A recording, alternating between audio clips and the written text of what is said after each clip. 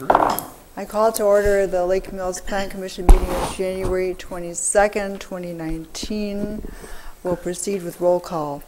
Mr. Foster? Here. Mr. Holman? Here. Mr. Schumacher? Here. Mr. Magnuson? Mr. Coots? Here. Ms. Lazaris? Here. And Mr. Pearson previously informed staff that he'd be unavailable this evening. That's right. All right, next is item number 3, and this is showing the minutes of October. And now we're going to have the minutes of November and tonight's meeting at our meeting in February. So we'll skip number 3 and we'll go on to number 4, questions and public comment. The public may address the commission at this time regarding items on the agenda unless the item is the subject of a public hearing. If your comments pertain to a public hearing, please hold your comments until the hearing.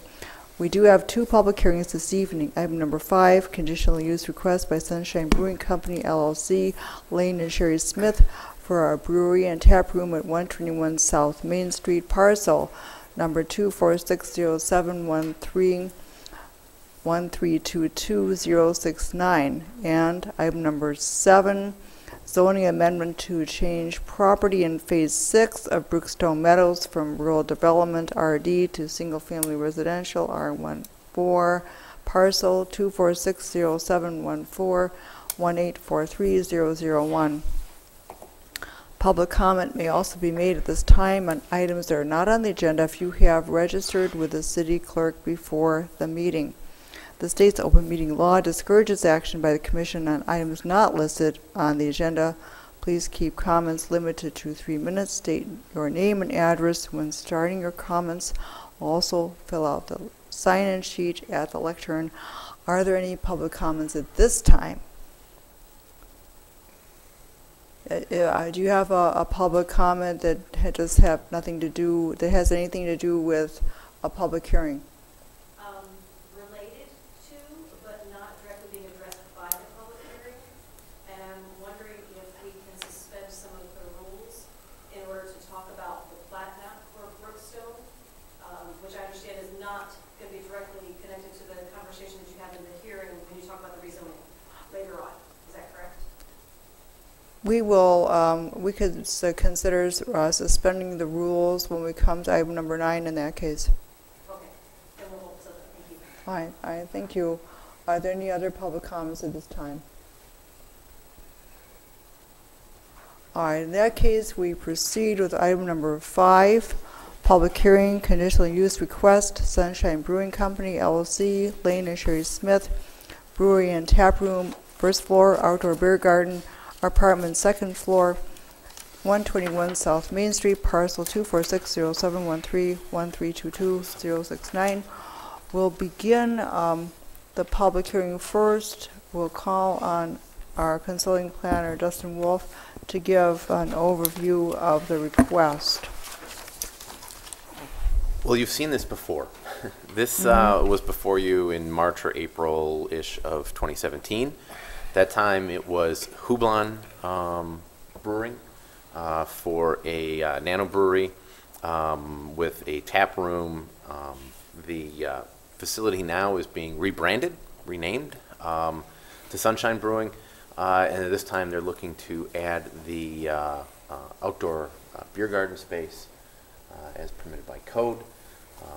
The second story residential unit doesn't require the conditional use. They're permitted in the downtown district by right, but it does provide some background as to what's being proposed here. Did you want me to run through the whole memo, or do you want me to wait till we're... I would go through your findings and your recommendations. Okay. Yeah. Well, again, this is obviously in the downtown area. All the surrounding properties are zoned B1 downtown business. The findings that were included in the memo are outlined in the zoning code. Specifically, how does the proposed conditional use in its proposed location in harmony with the purposes, goals, objectives, policies, standards of the comp plan and any other adopted plans, et cetera, by the city. We don't, in the comprehensive plan, call out breweries specifically or beer gardens specifically. But it does talk about redevelopment of underutilized property in the downtown, those vacant properties. That's certainly a good thing.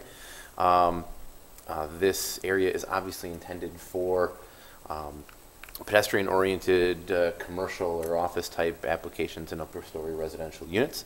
So very much in keeping with the goals and recommendations of the comprehensive plan. Does the proposed conditional use in its location result in any substantial or undue adverse effect on adjacent properties? And again, the conditional uses are intended to be for activities expected in a downtown setting.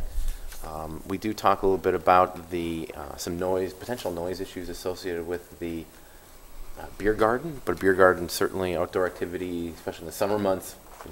Hard to envision them on a day like today, but certainly are expected in a community like Lake Mills. We do call out later that perhaps the Plan Commission should evaluate whether or not hours of operation would be necessary in the for the beer garden, meaning a closure time sooner than than what would be typical to think about for bar time. They don't have a liquor license. They won't have a liquor license because they're subject to different statutory requirements. So the hours of operation is really the only kind of spillover issues that we might be dealing with here in the downtown. Does the proposed conditional use maintain the desired consistency of land uses and intensities and impacts as related to the general area? It's our opinion that this activity very much is maintaining consistency of land uses and activities in the downtown. It's adjacent to the Legion, which certainly has a number of events. It has parking behind it. It is an existing building that was underutilized, so it's certainly great to see a building with a new business in it that will attract residents and hopefully many visitors to the downtown. Is the proposed conditional use location in an area that's adequately served by public utilities or not be an undue burden on such improvements? Again, the entire area is built out, so pretty much what you're seeing is what you're getting, except for the beer garden, which is just a demarcated area at the back of the site. Pretty limited impacts associated with that. It wasn't purported that they would be requiring any additional use of sanitary sewer, et cetera, for their operations. So should be in keeping with the facilities that are there. And then the last one is, do the potential benefits of the proposed conditional use outweigh any and all adverse impacts? Again, the benefit is the reuse of an underutilized site in downtown, and the type of activity certainly encourages entertainment in the downtown, which is a good thing, and hopefully will bring in outside of the community patrons. That's what we had on the conditional use. There are details related to the site plan and such that we could probably talk about with the action item as a next agenda item. All right. All right, thank you, Mr. Wolf. Are there any, we are in public hearing. Is there anyone who wishes to comment on the proposed conditional use for this brewery and tap room? Go ahead and let us know your name and address and so the clerk can take the record. Hi, Lane Smith, one of the owners of Sunshine Brewing Company. I live on 332 West Lake Street, which is actually right behind the brewery. So I'm just here to, I guess, be here in case you have any questions. Obviously, the brewery was approved last year. We've opened a tap room in October. We had a garage that was falling apart in the back, and we decided to tear that down and put all new concrete back there. So it's all fresh new concrete, and the city actually put all new blacktop around it as well as a result of the city actually broke an existing storm drain that was on our property, and so they put a new storm drain in, and as a result ended up putting all new blacktop. So it's all basically all rebuilt back there, and so really what we're looking to do now is be able to have beer out, outside on that patio right now. The plan would be to put, fencing up when it is open. Obviously, this is not a four-season event, so 3 seasons, and we would just have, temporary fencing that we would put up in the spring, summer, and as long as we can stand it into the fall, right? So. All right, well, thank you, Mr. Smith.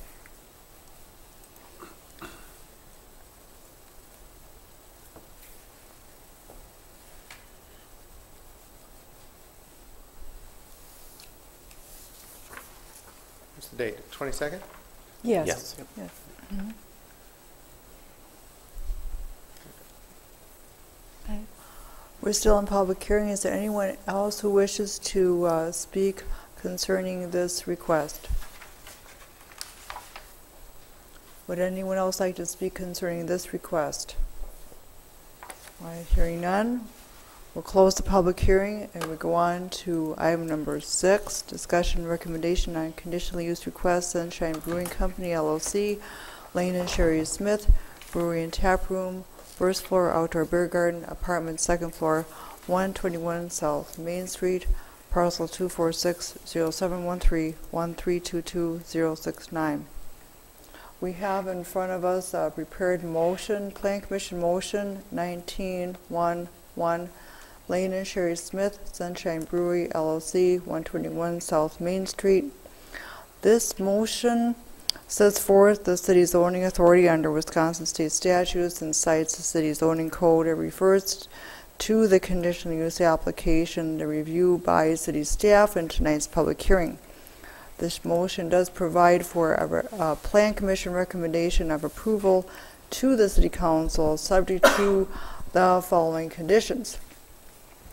1, meeting code requirements outlined in the planner's memo.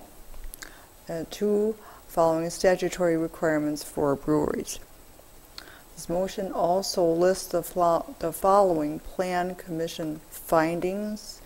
A, the use will not be detrimental or endanger the public health, safety, morals, comfort, or general welfare. B, the use will not be injurious to the use and enjoyment of other property in the immediate vicinity or substantially diminish and impair property values. C, the use will not impede normal and orderly development and improvement of surrounding property. D, adequate utilities and other necessary facilities exist or will be provided. E, adequate measures will be taken to provide ingress and egress so designed as to minimize traffic congestion in the public street. F, the use shall, in all respects, conform to the applicable regulations of the district in which it's located. G, the use is in harmony with the purposes, goals, objectives, policies, and standards of the Lake Mills Comprehensive Plan. H, potential public benefits of the proposed use outweigh any and all potential adverse impacts.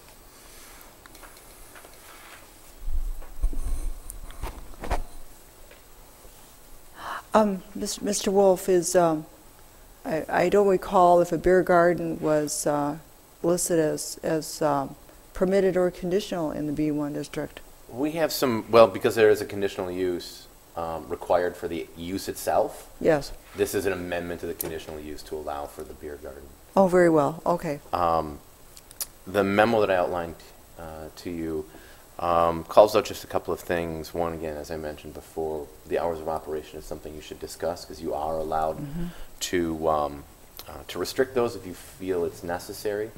I don't want to say that we have a solution in search of a problem, but without any restriction, they can certainly be outside serving alcohol till late hours. And I just think it at least deserves a bit of evaluation by the Plan Commission. Certainly, certainly. The recommendations that we made in here talk about 10 o'clock on, so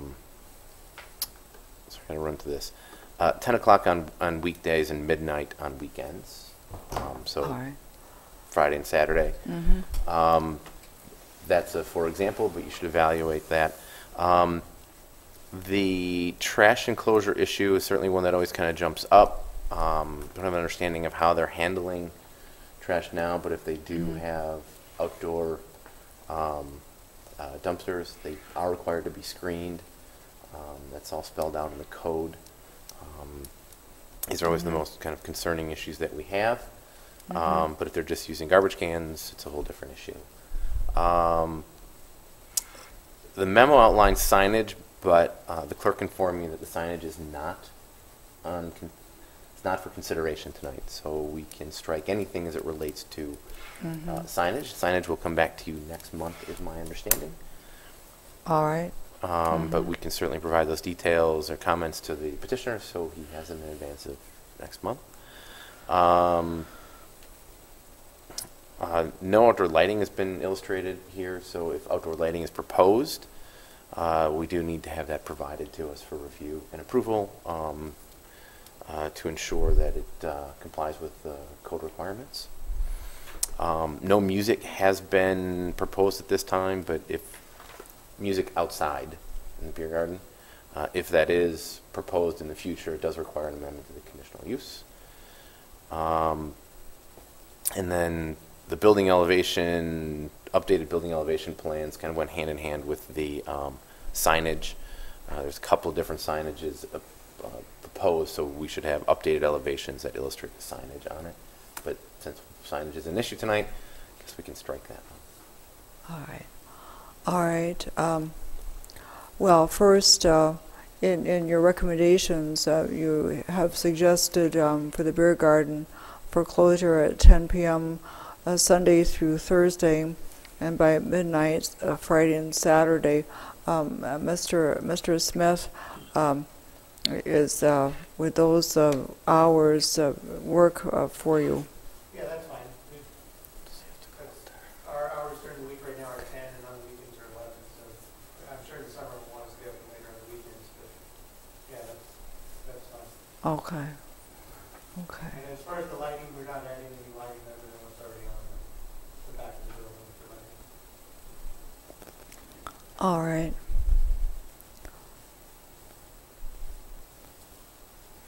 Okay, and then Mr. Wolf, you would be working with Mr. Smith on the remaining items, like such as a trash enclosure and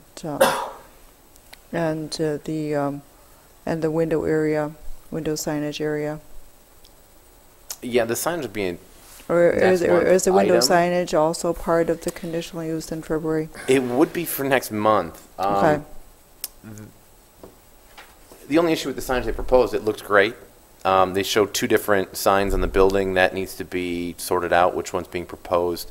They have a projecting sign, which meets our code requirements. It requires a special permit from the city because it projects over the public right-of-way, the sidewalk. So there are some insurance requirements, et cetera. But the height was correct at minimum of 10 feet. The other thing that I'm sure Dan has discussed it, but we just had to issue occupancy permits to all the signs and anything in the public right of way on South Main Street, with the condition that if you leave it out there and it gets damaged, it's at your own risk. Otherwise, you can take it down. So I don't know how soon you want to put it up. Yeah, I talked to Dan about that today. We're going to put the sign on the side of the building up. And my understanding was that didn't require anything other than the building permit, which was approved by Troy. And then we'll look at putting a temporary sign up front during the construction. And that'll look into the code to see what we can do there. So. And right now we don't have any signs planned for the path. Well, I would be surprised if we're back here in 6 months with an addition for the back, right? So. The last issue with signage is there was a window sign proposed, the covering of the window. I don't know their operations. I don't know what it's covering. We don't like to see more than 50% of a window covered Right. for security purposes. Someone can't look in or look out. It's actually it's kind of like a mesh windows. Okay. Look in and look out, and it's covering up a Okay. staircase. Okay. I would just ask that it maybe get routed through, you know, to see what it looks like to the police. Really, that's the issue is, and the fire department. So All right. All right. that's Well, it. it's up there, so you guys can look at it right now, because, again, that was approved by the building permit. Okay. And my understanding was the only thing that wasn't It is, approved there it by is, the yeah. building permit was the hanging sign that's over Okay. Sure. the pedestrian walkway. What about outdoor music? We're I, not looking at that right now. We'll probably have music, but the music will be indoors. okay. All right. Okay. And what the other conditions are, and Mr. Wolf mentioned that these exist, are that that you would be providing updated building elevation plans and illustrate proposed facade improvements, colors and materials. And of course, we already talked about the dumpster enclosure and fence detail for the beer garden. And the lighting plan was mentioned. So those are the part elevation of the So there's nothing changing proposed. aside from what the building is right now, right? Well, with the projecting sign, we'd like to. You've kind of submitted a rendering, if you will, with some hand-drawn stuff. We'd like something a little. Take the elevation plans that you provided previously, include the signage on there, make it clear that this is the what's going to be approved, so it stays with the file. Okay, but that's actually a different topic. For next month. What we're talking, okay, what we're talking about right now, right? Yes. Okay, so as far as the beer garden, we don't need to provide any extra rendering. We just need to know what the fencing is going to look like. Okay, Yeah. Do you share the dumpster that's in the back parking lot now? yeah, we're sharing that. Yeah, so there's been some issues with that recently, huh? I don't know. Yeah, well, it was expressed to me that there was a lot of, one person was paying for the dumpster and the whole area was using it. And then not only was the whole area using it, but the whole community was using it. So there was some discussion about, Location. it hasn't been, they've had a dumpster back there and it hasn't been in a area, but that has been discussed as a way to control access to it and but the fees and who's paying for that all have to be kind of worked out between the neighbors because they all use one. So that might be an important issue because similar to what happened back here, they all had their own garbage can and it got to be such a problem that they went to a single dumpster that they all share.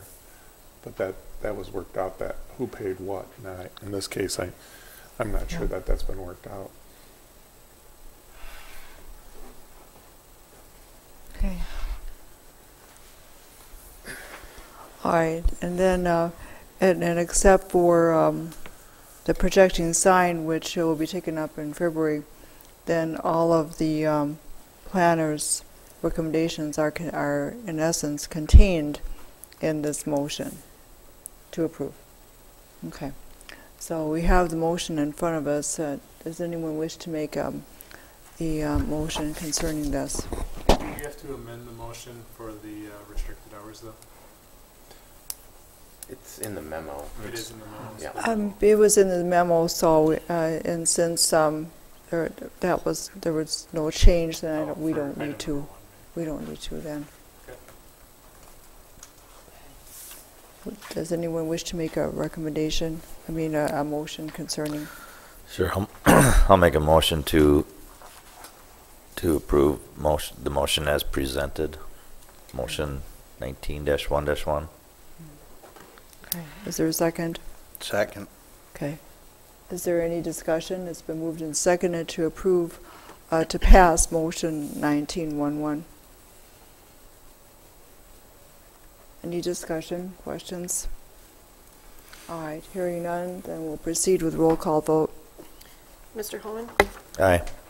Mr. Schumacher? Aye. Mr. Coots? Aye. Ms. Lazaris? Aye. Mr. Foster? Aye. Motion passed 5-0. All right, then we go on to item number 7, public hearing, zoning amendment request for changing the zoning for rural development RD to single-family residential R14, parcel 246071418430001. This concerns phase 6 of Brookstone Meadows.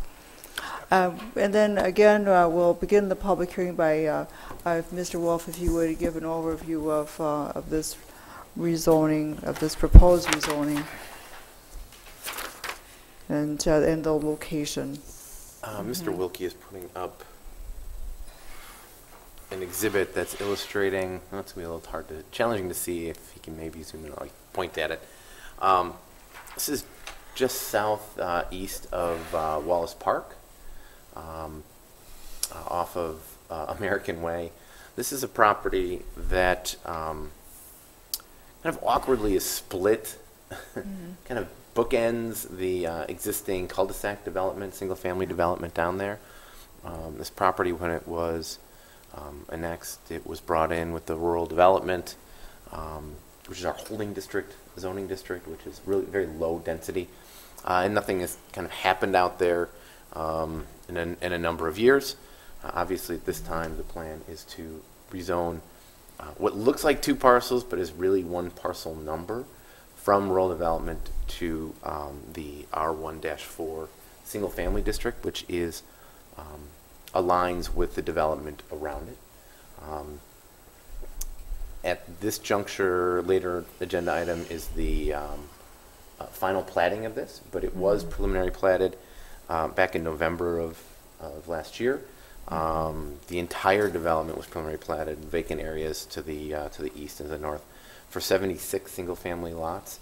One of the conditions of that preliminary plat was this rezoning, and then ultimately we'll have the final plat as a later item, and it's being final platted in phases. It is in keeping with the comprehensive plan. The comprehensive plan shows the area for single-family residential, and we did provide in the memo so we can see the area is already served by utilities. All right, thank you, Mr. Wolf.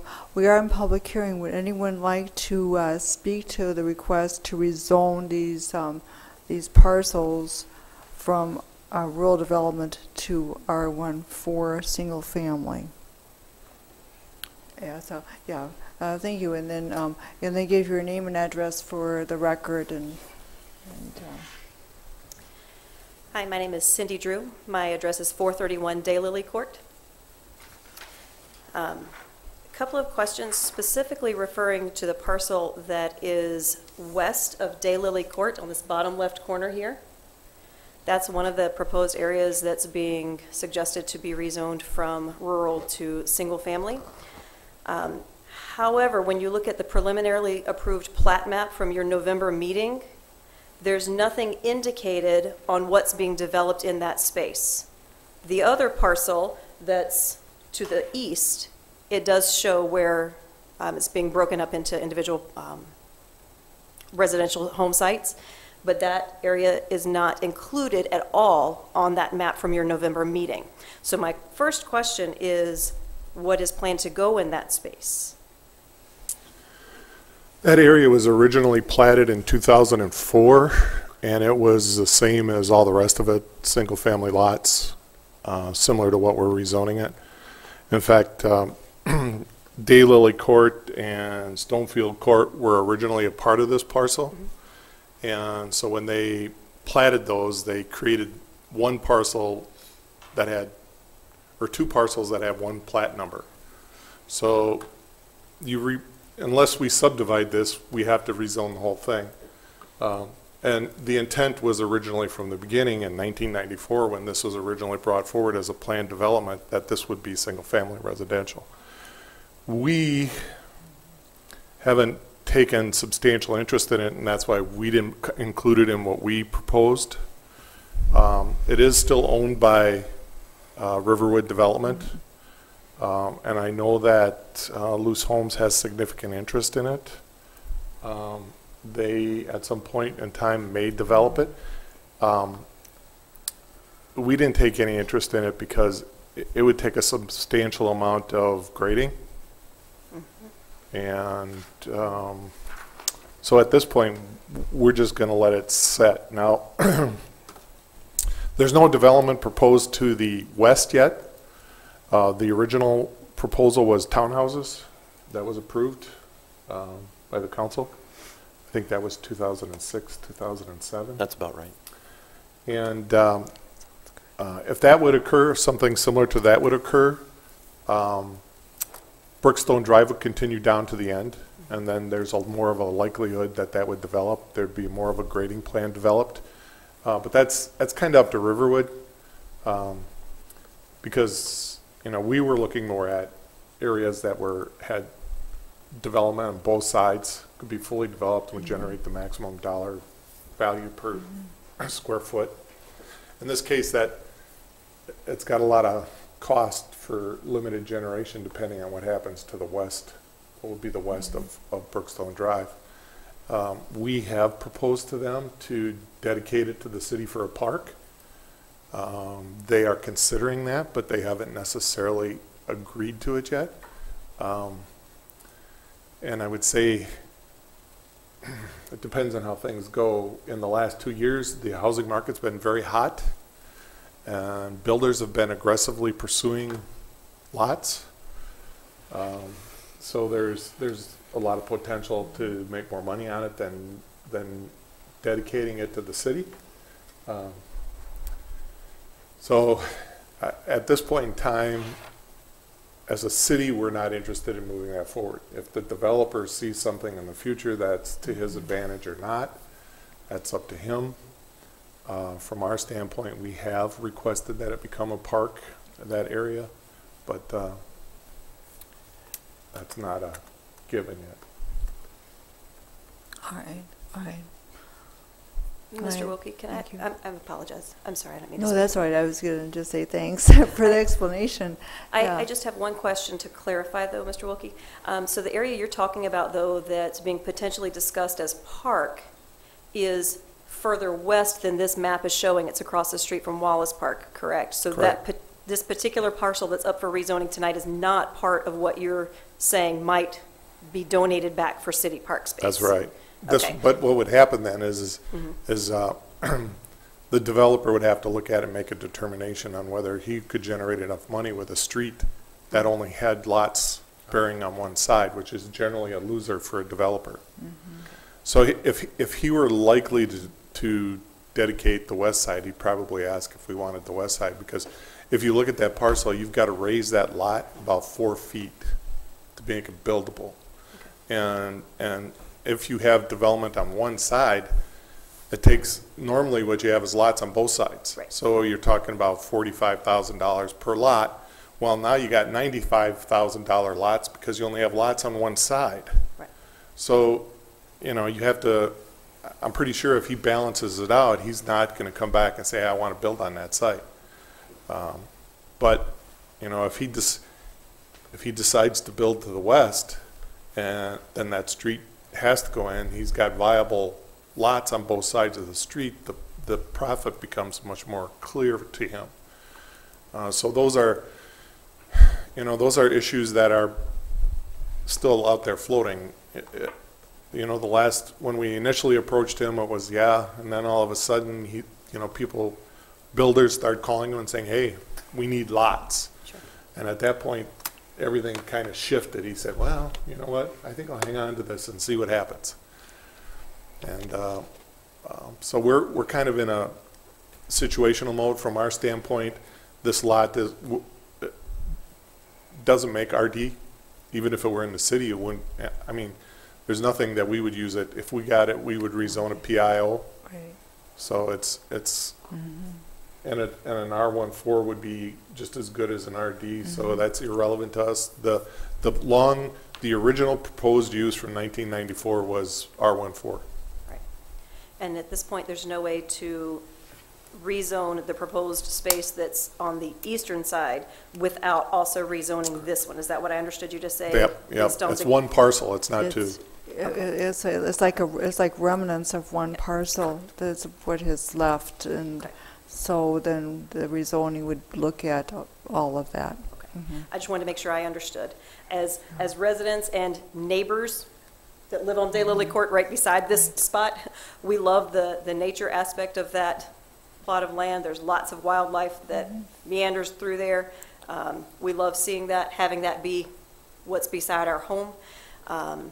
And are concerned from the original development from many, many years ago, I don't know at what point, about the number of potential houses that could go into that very small, tiny parcel of land. So, It's consistent with what's in your neighborhood. yeah, almost, but not quite. The original plot, the original design, if you look here on Daylily Court, on that left side, that western side, you'll see that there's 3 and a piece of houses. The original drawing included 5 homes behind that. Right, because So it's that's not very- it's not a cul-de-sac. Right, but it's very small and it's lots of homes, 5 behind 3. It just makes for very cramped neighborhoods. So as neighbors, that's something we would rather not see happen. It's still the same, you look at it from a square footage point of view, and square footage, they're exactly the same size lot. And the reason that you have a difference in how many lots is because you have that, on a cul-de-sac, you have all those unusual shaped lots that have to hit the square footage requirements, and so you can't match up. Now, if you go down to the other end where you're looking at the street that's not a cul-de-sac, that would be consistent with what would happen on the other side, same size lots. The depth of that lot, if you're going from north to south, is 370 feet. We have an 80-foot lot width requirement, so you're only looking at a maximum of 4 lots behind you. Okay. We The can't original- shoehorn a 5th lot in if we wanted to. The original plan shows 5. Yeah, We have a the copy original of it. plan was done under plan unit development, Okay. and there was a whole different set of circumstances. This Okay. is going to be straight zoning. Okay. R14 requires an 80-foot lot width. So it would be no So more those than 4 lots if will it gets probably be developed. Okay. 85, 88, maybe even up to, 9, depending upon, like, you might make the corner lot a little wider than the interior lots, so. I think we had slightly smaller, well, they went with slightly narrower lots, they went with the minimum 80. They also had an additional 7 to 10 feet on the south side that we don't have. Yeah, So- to the north of you on American Way, those lots are all 80 feet wide. Yeah. Thank you. Hi, thank you, Mrs. Drew. We're still in public hearing. Would anyone else like to speak to this rezoning request? Yeah. All right, and then also give your name and address for the record. Sandy Drew, 431 Daylily Court. I did have a question as it pertains to Crestview and Oak Brook. The development to the east, every other street that's coming through has a cul-de-sac. Crestview and Oak Brook are the only 2 that do not have cul-de-sacs. Is there plans for development on the backside of Brookstone in the Aztalan fields behind the development currently there? There's no existing plans, Okay. other than the fact that the city has to run streets through every so many feet. So when we look at it, we say, okay, we have to have a through street here and a through street here so that if it does develop to the south, we have multiple accesses. Okay. So that's planning, that's not necessarily the fact that there's something going on. Now, the person who owns it, I'm sure, bought it for future development purposes, Okay. because he's a doctor and he, Yep, fair Has enough. We just absolutely no happened to intent to- notice it on the plans and we were just curious. yeah, he's not a farmer. It's in a holding pattern, I'm sure. The biggest issue that they had to overcome in the last, up until this year, was the wetlands. But that's pretty much gone away now unless the new governor brings it back. But I guess from my standpoint, whatever whenever they get ready to develop it, we'll look at it and see what it complies with. Okay. But as from the intent is to have enough streets moving south that not every street has to carry not one street has to carry all the traffic. Okay. All right, thank you. Hey, thank you, Mr. Drew. We're still in public hearing. Is there anyone else who wishes to speak on this request for rezoning?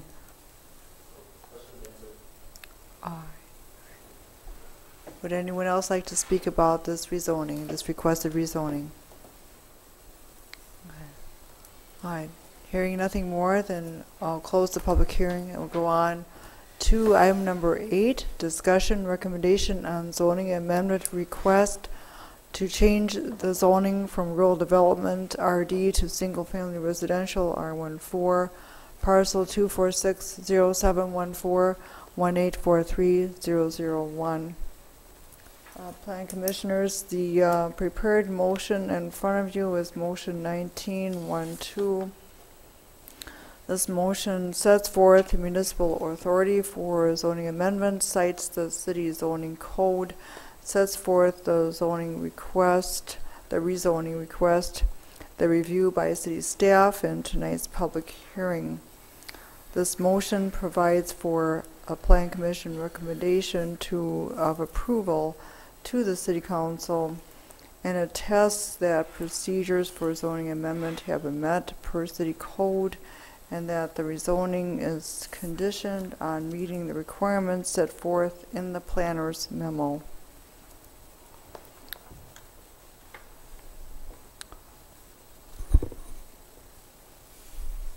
Plan Commissioners, do you have any comments or questions concerning this proposal?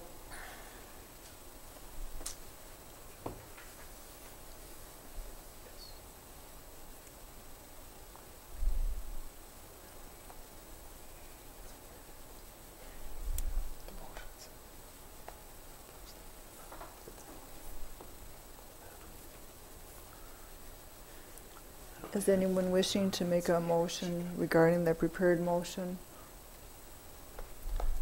I'll move adoption of motion 19-1-2 as written. Second. It's been moved and seconded to pass motion 1912. Is there any further discussion? In that case, then we'll proceed with roll call vote. Mr. Schumacher? Aye. Mr. Coots? Aye. Ms. Lazaris? Aye.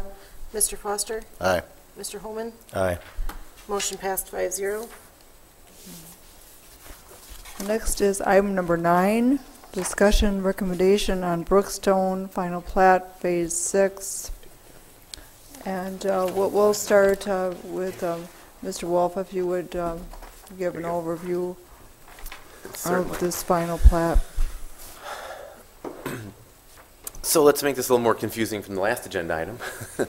Properties we're talking about is only partially what was just rezoned. The other lands, which are on the upper right of the image you're looking at, it was already zoned R1-4, single family.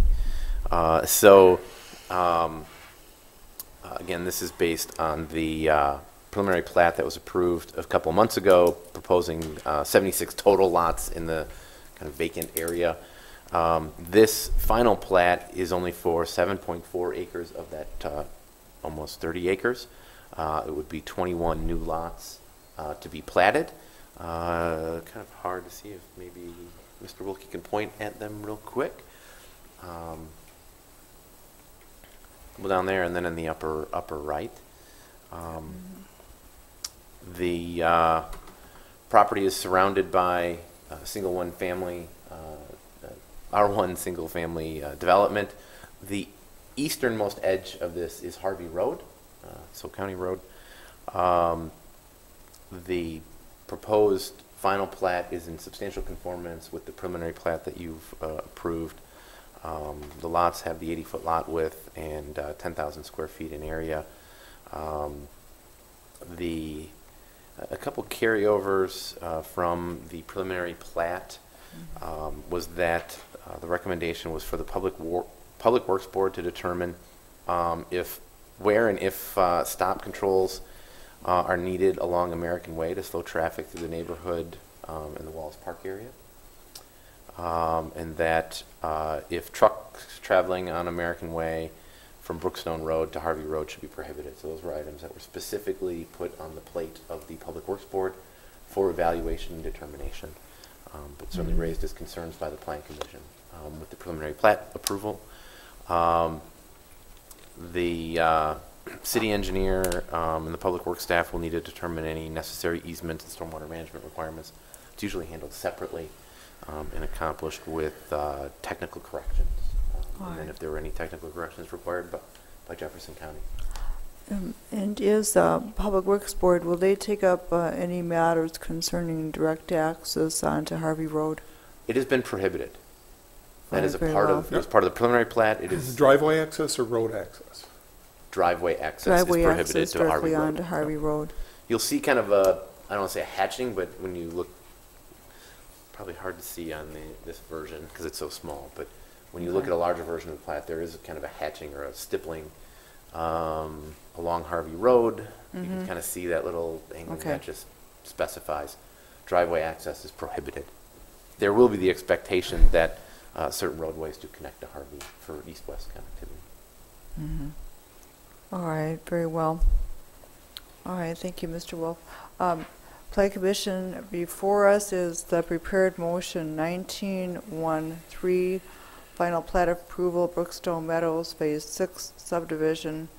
This motion sets forth subdivision approval authority, the request for final plat approval in Phase 6 of Brookstone Meadows, review by city staff, the preliminary plat previously approved, the review to take place by the Public Works Board, and tonight's Plan Commission review. This motion does provide for a Plan Commission recommendation of approval subject to submission of supporting documentation, including 1, engineering plans, 2, engineer's cost estimate, 3, the developer complete and city staff finalize bidding agreements, 4, the final plat not be authorized or deemed approved until the plat meets all requirements of the ordinance as noted in the planners and engineers memos.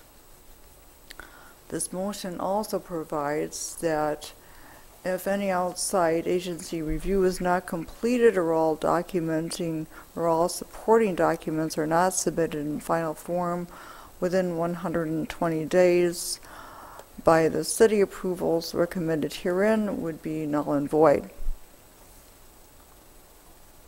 So, staff and plan commissioners, do you have any comments on the proposed this proposed plat approval? Okay. The the locations were selected because they already had the vast majority of the water and sewer available and constructed. So that's why these two started it out. Now they are a little bit more difficult because this area right in here does have a high rock shelf. As it moves this way, it tends to disappear. But because they had already put in all the water and sewer, it made it easier to get it platted and the roadways constructed. The builder will have to worry about their sites, but everything else we have is pretty much taken care of. If you look at the original plat done back in the 90s, there were no cul-de-sacs. Cul-de-sacs weren't allowed. Public Works Department doesn't like cul-de-sacs. No one likes them. The issue became at the time it was developed is that a lot of the dead-end roads ended up to have wetlands at the end of the dead end. So we started, doing some special design and eliminating some of the dead ends. So that's why there was a change in the original plat that included cul-de-sacs. But nowadays, that's not an issue anymore. But I think we still feel comfortable with the way it's platted. All right, very well. Any comments, questions, plan commissioners? Does anyone wish to make a motion regarding this prepared motion 1913, final plat approval? I'll move adoption of motion 19-1-3. Is there a second? Second. It's been moved and seconded to pass motion 1913, final plat approval, Brookstone Meadows, Phase 6 subdivision. Any further discussion? In that case, we'll proceed with roll call vote. Mr. Coots? Aye. Ms. Lazares? Aye. Mr. Foster? Aye. Mr. Holman? Aye. Mr. Schumacher? Aye. Motion passed 5-0. I would go on to item number 10, recommendations for future agendas. We already have an item coming up in February. Is there anything else that we know about now? I don't think anything that will be on our agenda shortly, unless they, but Jefferson County is looking at doing a housing study. It's been identified that Jefferson County has a severe housing shortage, and they're trying to figure out what the best locations and how to solve it. I think that they're looking at kind of our model for what we're doing in Brookstone. Will be a pretty standard process in Jefferson County in the next several years. All right. All right. All right. Gets us to item number 11, adjournment. Does anyone wish to move adjournment? Yeah, I'll move to adjourn. Is there a second? Second. Moved and seconded to adjourn. All those in favor signify by saying aye. Aye. Aye. Anyone opposed to this? All right, we are adjourned.